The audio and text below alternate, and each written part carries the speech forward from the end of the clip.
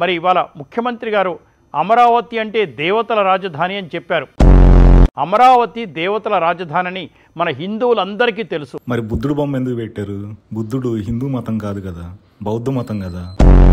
కాబట్టి అమరావతి అనే పేరు పెట్టడం వెనుక దేవతల ఆలోచన ఇచ్చారు. నాకు దేవతలు చెప్తేనే అన్నట్టుగా కూడా మాట్లాడారు. ఆ రోజు ఈనాడు రామోజీరావు గారు, మీరు ఒకసారి పరిశీలించండి, అమరావతి పేరు బాగుంటుందని పంపిస్తే దేవతలు చెప్తేనే అన్నట్టుగా కూడా మాట్లాడారు. దేవతలు ల్యాండ్ పూలింగ్ లో భూములు తీసుకోమని చెప్పారా? ఇంద్రుడు ల్యాండ్ పూలింగ్ లో భూములు తీసుకొని అమరావతి కట్టుకున్నాడు అక్కడ. ఇవాళ సుబ్బారెడ్డి గారు ప్రెస్ మీట్ పెట్టి దేవదేవుడి దగ్గర అంతకుముందున్న 5 సంవత్సరాలు తెలుగుదేశం పార్టీ మీద ఎంక్వైరీ చేయండి, మరి 1200 కోట్ల రూపాయలు ప్రైవేట్ బ్యాంకు నుంచి గవర్నమెంట్ బ్యాంకులు వేసాం, మేము ప్రైవేట్ బ్యాంకు నుంచి గవర్నమెంట్ బ్యాంకులో మీరు డబ్బులు వేశారు, ఎస్ బ్యాంక్ మునిగిపోయింది. ఆ సబ్జెక్ట్ ఎవరైనా మాట్లాడారా? ఆ సబ్జెక్ట్ ఎవరూ మాట్లాడలేదు కదా.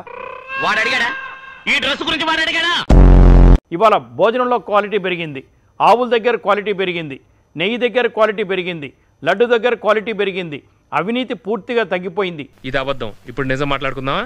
కలియుగ ప్రత్యక్ష దైవమైన తిరుమల శ్రీవారి హుండీ ఆదాయం తగ్గుతుంది. గత 2 ఏళ్లుగా స్వామివారికి వచ్చే కానుకలు తగ్గుతున్నట్లు గుర్తించారు అధికారులు. 2022-23 ఆర్థిక సంవత్సరంలో స్వామివారి హుండీ ఆదాయం గణనీయంగా పెరిగింది. ఆ ఏడాది స్వామివారికి 1520 కోట్ల రూపాయల హుండీ ఆదాయం లభించింది. అంటే సగటున రోజుకు 4,16 లక్షల రూపాయల ఆదాయం వచ్చింది. 2024-25లో శ్రీవారికి 1346 కోట్ల రూపాయల హుండీ ఆదాయం లభించింది. ప్రస్తుత ఆర్థిక సంవత్సరంలో ఇప్పటి వరకు 918 కోట్ల రూపాయల ఆదాయం మాత్రమే సమకూరింది. ఈ లెక్కన ఈ ఏడాది హుండీ ఆదాయం 1350 కోట్ల రూపాయలు దాటే అవకాశం లేదని టీటీడీ అంచనా వేస్తోంది.